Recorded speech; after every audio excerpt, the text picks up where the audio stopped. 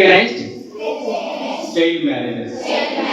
Child marriage is a social evil and a violation of law that hampers girls' education, protection, health, and development, and prevents them from realizing their dreams. Therefore, I pledge to make every possible effort against child marriage.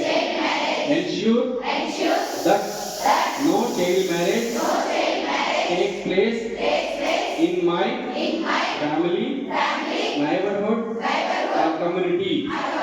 Report any attempt of child marriage to the panchayat and the government authorities like Childline 1098. Raise my voice for the education and safety of all children, and I support the creation of a child marriage free Bharat and child marriage free Khammam district. I promise.